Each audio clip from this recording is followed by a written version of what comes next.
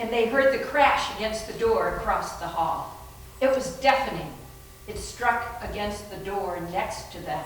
And Eleanor threw herself away from the bed and ran to hold her hands against the door. "Go away!" she shouted wildly. "Go away, go away!"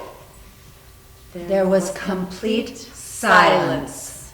And Eleanor thought, "Now I've done it. It was looking for the room with someone inside." The cold crept and pinched at them, filling and overflowing the room.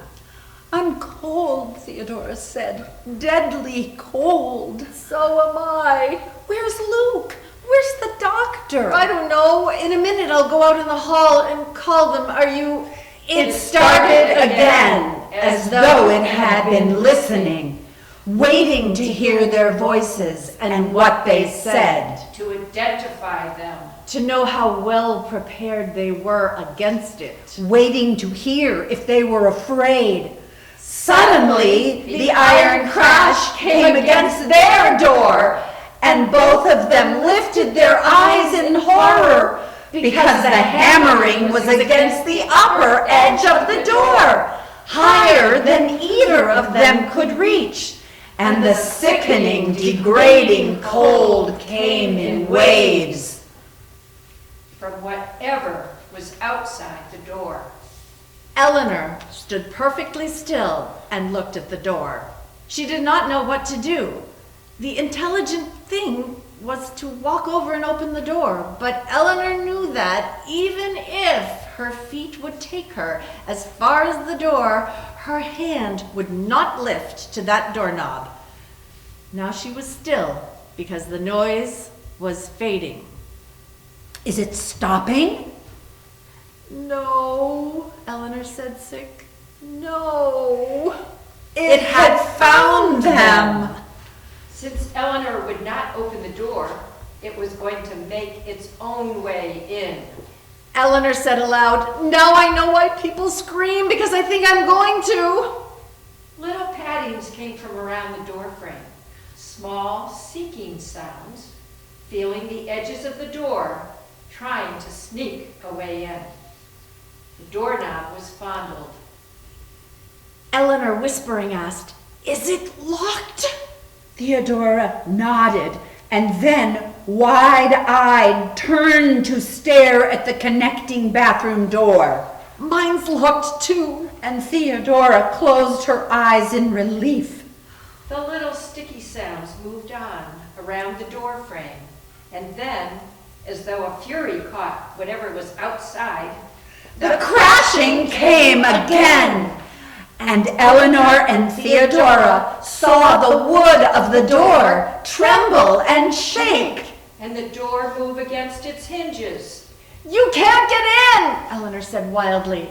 And again there was a silence, as though the house listened with attention to her words, understanding, cynically agreeing, content to wait. A thin little giggle came in the breath of air through the room, a little mad rising laugh, the smallest whisper of a laugh. And Eleanor heard it all up and down her back, a little gloating laugh moving past them around the house. And then she heard the doctor and Luke calling from the stairs, and mercifully, it was over. The sickening cold was gone. Intense cold is one of the symptoms of shock. Intense shock is one of the symptoms I've got. Here come Luke and the doctor. Their voices were outside in the hall, speaking quickly, anxiously. And Eleanor said, "For heaven's sake, don't let them knock on that door. One more knock would finish me." Theodora unlocked the door and Luke entered, saying pleasantly, "Why, you look as though you've seen a ghost." Did anything happen in here while we were outside? Eleanor and Theodora looked at each other and laughed, Honestly, at last. without any edge of hysteria or fear. After a minute, Theodora said carefully, "Oh, nothing in particular. Someone knocked on the door with a cannonball and then tried to get in and eat us, but nothing really out of the way." Curiously, Eleanor went over and opened the door. I thought the whole door was going to shatter, she said, bewildered, and there isn't even a scratch on the wood, nor on any of the other doors. They're perfectly smooth. And where were you, our manly defenders? We were chasing a dog, at least some animal like a dog. We followed it outside. Theodora stared. And Eleanor said, "You mean it was inside? The front door was open?" No, Luke said, the front door was closed. So were all the other doors. We checked. There is one thing we have not taken into account, the doctor spoke gravely. When Luke and I are called outside and you two are kept imprisoned inside, doesn't it begin to seem that the intention is somehow to separate us? And yet, Luke said, if last night is a true measure of Hill House, we are not going to have much trouble. We were frightened, certainly, and found the experience unpleasant while it was going on, and yet I cannot remember that I felt being in any physical danger. No physical danger exists, the doctor said positively. No ghost in all the long histories of ghosts has ever hurt anyone physically. The only damage done is by the victim to himself. Well, if I had to take sides with Hill House against the rest of you, I would expect you to send me away. Why me, she wondered, why me? Suddenly, without reason, laughter trembled inside Eleanor. I am here, she thought. She shut her eyes quickly in delight, and then said demurely to the doctor, "And what do we do today?" Try not to wander around alone too much. I can't think of a good reason why not, but it does seem sensible. Because there are bears in the woods. And an old witch in the tower, and a dragon in the drawing room. Then almost interrupting himself. Good morning, Mrs. Dudley. And Eleanor And Theodora And Luke leaned back and laughed helplessly. helplessly. I clear at 10 o'clock. We won't keep you long. About 15 minutes, please. And then you can clear the table. I clear at 10 o'clock. I set lunch on at 1, dinner at 6. It's 10 o'clock. Mrs. Dudley, the doctor began sternly and then gave in. You may clear the table, Mrs. Dudley. Moments later, when they were all quiet, I want more coffee. Don't we all? You mean someone just walk right up to Mrs. Dudley when it isn't 1 o'clock or 6 o'clock and just ask her for more coffee? Roughly, yes. Look, my boy, I've observed that you are already something of a favorite with Mrs. Dudley. And how, Luke inquired with amazement, did you ever manage to observe anything so unlikely? Mrs. Dudley regards me with the same particular loathing she gives a dish not properly on its shelf. Do not be surprised if you lose your Luke in this cause. Perhaps Mrs. Dudley has not yet had her own mid-morning snack, and she is perfectly capable of a filet de Luc à la Monnière. If I do not return, I entreat you to regard your lunch with the gravest suspicion. Bowing extravagantly as benefited one off to slay a giant, he closed the door behind him. Lovely Luke. Theodora stretched luxuriously. Lovely Hill House. My notes, the doctor began and then stopped. The door opened so suddenly that Eleanor thought that Luke had not dared face Mrs. Dudley after all. But then, looking at his white face, She found herself only asking urgently, "Luke? Luke?" It's all right, Luke even smiled. But come into the long hallway. chilled by his face and his voice and his smile, they got up silently and followed him through the doorway into the dark, long hallway which led back from the front hall. Here, Luke said. And a little winding shiver of sickness went down Eleanor's back. "It's writing?" Eleanor asked. The writing was large and straggling and went from one end of the hallway to the other. The doctor, moving his flashlight, read slowly. Help! Eleanor, come home. No. And Eleanor felt the word stop in her throat. She had seen her name as the doctor read it. It is me, she thought. It is my name standing out there so clearly. I should not be on the walls of this house. Wipe it off, please, she said, and felt Theodora's arm go around her shoulders. It's crazy, Eleanor said, bewildered. Time passed lazily at Hill House. Eleanor and Theodora, the doctor and Luke, alert against terror, were permitted a quiet day and a quiet night. Enough, perhaps, to delve them a little. They took meals together, and Mrs. Dudley's cooking stayed perfect. Each of them had written an account of what they had seen and heard so far in Hill House. The next morning, their third morning in Hill House, the doctor, aided by Luke, had spent a maddening hour on the floor of the upstairs hall trying to determine the precise dimensions of the cold spot.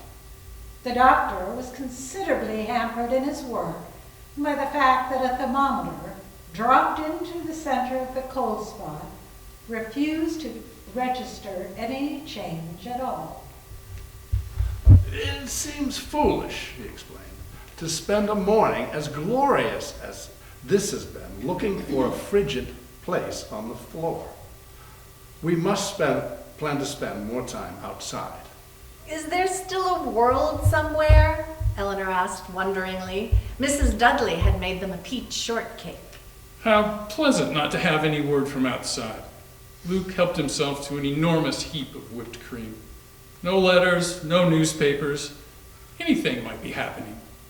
Unfortunately, the doctor said, and then stopped.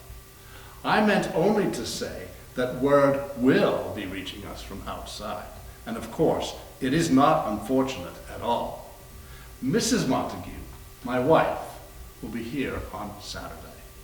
I hope she is not holding high hopes of things going bump in the night, Theodora said. Hill House has fallen far short of its original promise, I think. Or perhaps Mrs. Montague will be greeted with a volley of psychic experiences. Mrs. Montague will be perfectly ready to receive them. I wonder, Theodora said to Eleanor as they left the lunch table, why everything has been so quiet.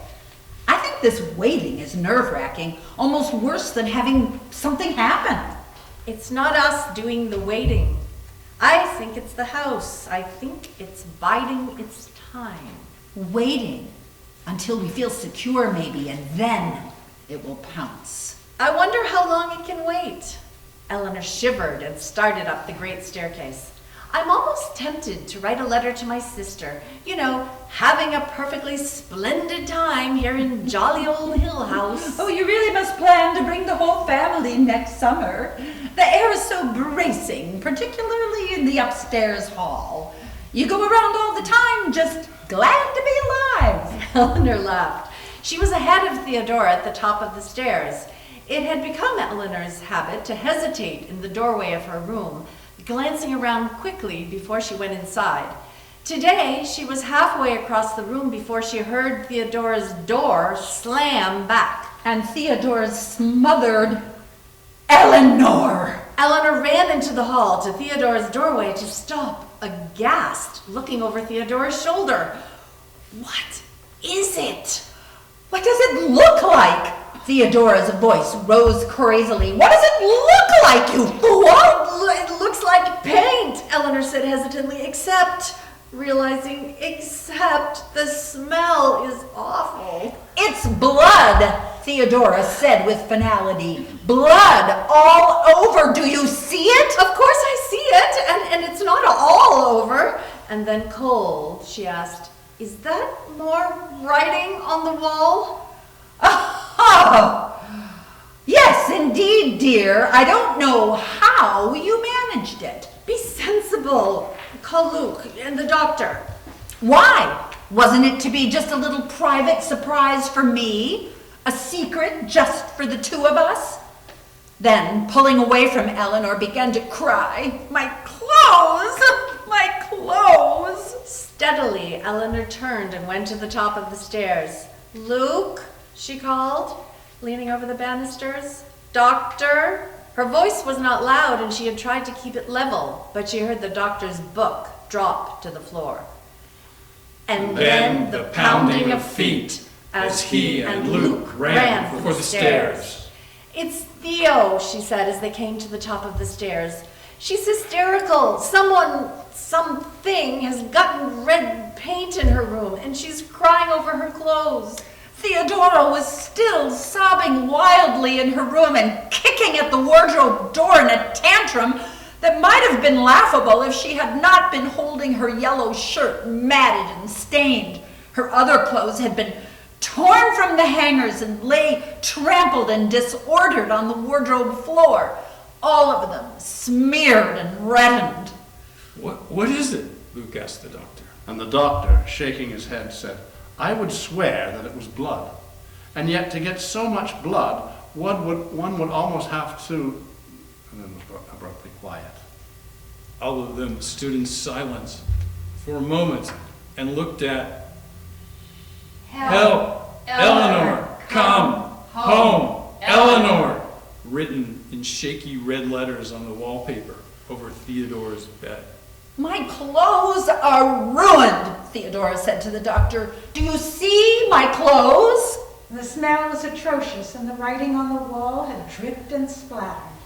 There was a little line of drops from the wall to the wardrobe, perhaps what had first turned Theodora's attention that way, and a great irregular stain on the green carpet. "It's disgusting. Please get Theo into my room." Luke and the doctor between them persuaded Theodora through the bathroom into Eleanor's room. And Eleanor, not looking at the red paint, "It must be paint," she told herself. "It's simply got to be paint. What else could it be?" she said aloud. "But why?" and stared up at the writing on the wall. "Is she all right?" she asked, turning as the doctor came back into the room. "She will be in a few minutes. We'll have to move her in with you for a while, I should think. I can't imagine her wanting to sleep in here again." The doctor smiled a little wanly. "It will be a long time, I think, before she opens another door by herself. Yes, I think we'd better close up the room for now. We don't want Theodora blundering in here again." Sitting up in the two beds, beside each other, Eleanor and Theodora reached out between them and held hands tight. The room was brutally cold and dark. From the room next door came the steady, low sound of a voice babbling. Holding hands so hard that each of them could feel the other's bones, Eleanor and Theodora listened. and the low, steady sound went on and on, the voice lifting sometimes for an emphasis on a mumbled word, falling sometimes to a breath, going on, and then without warning was a little laugh, the small gurgling laugh that broke through the babbling. Eleanor looked across to where Theodora ought to be in the darkness and then thought screamingly, "Why is it dark? Why is it dark?" She clutched Theodora's hand with both of hers and tried to speak and could not, and held on blindly, trying to reason again. "We left the light on," she told herself, "so why is it dark? Theodora," she tried to whisper, and her mouth could not move. "Theodora," she tried to ask, "why is it dark?" and the voice went on, babbling, low and steady, a little liquid, gloating sound. She hung desperately to Theodora's hand and felt an answering weight on her own hand. Then the little gurgling laugh came again. and the rising mad sound of it drowned out the voice. And then suddenly, Absolute silence. Eleanor took a breath, wondering if she could speak now. And then she heard a little soft cry which broke her heart, a little infinitely sad cry, a little sweet moan of wild sadness. "It is a child," she thought with disbelief. A child is crying somewhere. Eleanor, holding so tight she could feel the fine bones on Theodora's fingers, thought, I will not endure this. I am scared, but more than that, I am a person. I am a human being, and I will take a lot from this lunatic, filthy house, but I will not go along with hurting a child. No, I will not. I will, by God, get my mouth to open right now, and I will yell, stop it! And the lights were on the way they had left them. And Theodora was sitting up in bed, startled and disheveled. What? She was saying. What, Nell? What? God, God, Eleanor said, flinging herself out of bed and across the room to stand shuddering in a corner. God, God, whose hand was I holding? Look, Luke said, I found it in the library. I swear I found it in the library. Incredible. Luke set the great book on the table and turned to the title page.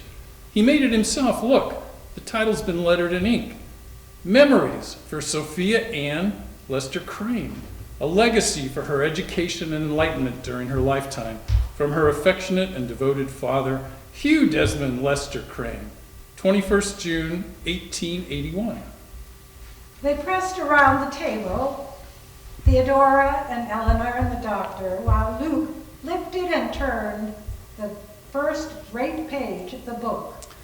You see, Luke said, his little girl is to learn humility. He has clearly cut up a number of fine old books to make this scrapbook because I seem to recognize several of the pictures.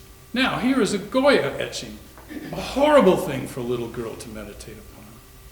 Underneath, he has written, honor thy father and thy mother, daughter, authors of thy being, that they lead their child in innocence and righteousness along the fearful narrow path to everlasting bliss, and render her up at last to her God a pious and a virtuous soul. Poor baby, Eleanor said and gasped as Luke turned the page. Hugh Crane's second moral lesson derived from a color plate of a snake pit. And vividly painted snakes writhed and twisted along the page. Above the message, neatly printed and touched with gold. Eternal damnation is the lot of mankind. Neither tears nor reparation can undo man's heritage of sin. Daughter, hold apart from this world that its lusts and ingratitudes corrupt thee not. Daughter, preserve thyself. Next comes hell. Don't look if you're squeamish. I think I will skip hell, but read it to me. Wise of you. See this, though. He's burnt away a corner of the page. And here's what he says. Daughter, could you but hear for a moment the agony, the screaming, the dreadful crying out and repentance of those poor souls condemned to everlasting flame.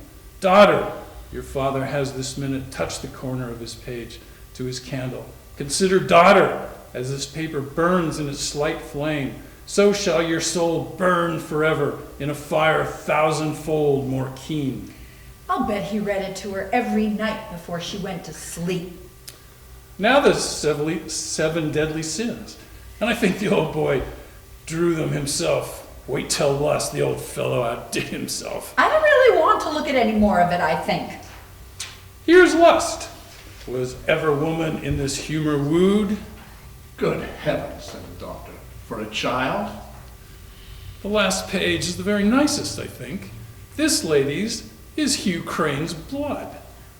And here's what Hugh Crane has to say in closing. Daughter, sacred pacts are signed in blood, and I have taken from my own wrist the vital fluid with which I bind you.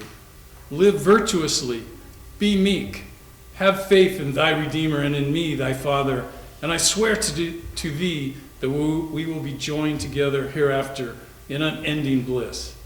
And signed, thy ever-loving Father, in this world and the next, in meekest love, Hugh Crane. Theodora shuddered. How he must have enjoyed it, signing his name in his own blood. I can see him laughing his head off. Not healthy. Not at all a healthy work for a man. That afternoon, Mrs. Montague arrived. John! My dear, Dr. Montague hurried into the hallway and kissed his wife obediently on the cheek. I said I'd be here today, didn't I? Did you ever know me not to come when I said I would? The doctor turned, smiling. My dear, these are my friends who have been staying in Hill House with me for these past few days. Theodora, Eleonora, Vance, Luke Sanderson. I am to be in your most haunted room, of course. The nursery, I think. It does seem to me that you could have been more methodical. You've been here nearly a week, and I suppose you've done nothing with Planchette. You do seem to be in a good deal of confusion here. After nearly a week, I certainly thought you'd have things in some kind of order. Any figures materialize? There have been decided manifestations. Well, I'm here now, and we'll get things right. I must say, John, I never expected to find you all so nervous. I deplore fear in these matters. She tapped her foot. You know perfectly well, John, that those who have passed beyond expect to see happy, smiling faces. We can talk about it later. At any rate, I told Mrs. Dudley that you would be here. She left a splendid feast. Poor Dr. Montague, Eleanor thought, standing aside to let the doctor take his wife into the dining room. He is so uncomfortable. I wonder how long she's going to stay. And how long will you be able to stay? Dr. Montague asked. What on earth do you plan to do? I think perhaps after dinner a little session with Planchette. We will need a quiet room. The library. Books are frequently very good carriers, you know. That young man will bring down my case, bring it to me in the library. We will join you later after our session with Planchette. I require a glass of milk and perhaps a small cake. Crackers will do if they are not too heavily salted. A few minutes of quiet conversation with congenial people is also very helpful. She bowed distantly to Eleanor and Theodora and went out. After a minute, Theodora said, I think I'm going to be simply crazy about Mrs. Montague. Please, sir, who is Planchette? The doctor sighed irritably. Sorry. Planchette is a device similar to the Ouija board, or perhaps I might explain better by saying that it is a form of automatic writing, a method of communicating with intangible beings. Planchette has been very kind tonight. We've gotten a good deal of information for you. Now, Planchette was very insistent about a nun. Have you learned anything about a nun, John? In Hill House? Not likely. Planchette felt very strongly about a nun. John, perhaps something of the sort of a dark, vague figure, maybe, even, has been seen in the neighborhood? Villagers terrified when staggering home late at night? My dear, the wraith of a nun is far and away the most common form of appearance. There has never been such a thing connected with Hill House, but in almost every... John, if you please, I assume I may continue. Or is Planchette to be dismissed without a hearing? Thank you. Now then, I do want to read you the little passage we received toward the end. Here, John, you read the questions and I'll read the answers as delivered. Righto. Who are you? Now, Mrs. Montague read in her sharp voice. And Eleanor and Theodora and Luke and the doctor turned, listening. Nell who? Eleanor, Nellie, Nell. They sometimes do that. They repeat a word over and over to make sure it comes across all right. What do you want? Home. Do you want to go home? Want to be home. What are you doing here? Waiting. Waiting for what? Mother. Is Hill House your home? Home. Are you suffering? There was no answer there. Can we help you? No. Can we do anything at all for you? No. Lost. Lost. Lost. You see? One word over and over again. They love to repeat themselves. What do you want? Mother. Why? Child. Where is your mother? Home. Where is your home? Lost. Lost. Lost. And after that, there was nothing but gibberish. They're all carefully avoiding looking at me, Eleanor thought. I have been singled out again. Why do you think all that was sent to me? She asked, helpless. Really, child, I couldn't begin to say. Perhaps you are more receptive psychically than you realize. Now, where am I to be? Where did that young man put my bags? Directly at the end of the hall. We call it the nursery. Good night. Good night. Please, don't be afraid. No matter what happens, remember, I am here now. Good night, Theodora said. Good night, said Luke. Wait, Theodora said to Eleanor once in their room. Luke said they want us down the hall. She opened the door a crack and whispered over her shoulder, "Quick, be quiet." Silently, making no sound on the hall carpeting, they hurried in their stocking feet down the hall to the doctor's room. Hurry, the doctor said. Be quiet. I just hope she didn't go and make anything mad with her planchette. Oh, sorry, Dr. Montague. I don't intend to speak rudely of your wife.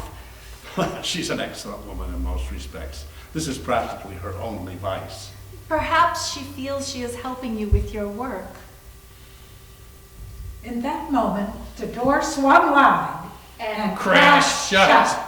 And they could hear low, rushing movements, as though a very steady, very strong wind were blowing the length of the hall. Glancing at one another, they tried to look courageous under the slow coming of the unreal cold, and then through the noise of the wind, the knocking on the doors downstairs. Without a word, Theodora took up the quilt from the foot of the doctor's bed and folded it around Eleanor and herself. Eleanor, clinging to Theodora, deadly cold, thought, "It knows my name this time." The pounding came up the stairs, Crashing on each step. How weary one gets of this constant pounding, Theodora said ridiculously. Next summer I must really go somewhere else. There are disadvantages everywhere, he told her. In the lake regions, you get mosquitoes. Then there came suddenly the secret, creeping silence they all remembered. Holding their breath, they looked at one another. Eleanor thought, "We are in the eye of the storm. There is not much more time." She watched Luke carefully carry a glass of brandy over to the doctor and hold it out, and then watched as the glass slipped through Luke's fingers to the floor. As the door was shaken violently and silently. Seeming almost to be pulling away from its hinges. It can't get in, Theodora was whispering over and over, her eyes on the door. It can't get in. Don't let it get in. It can't get in.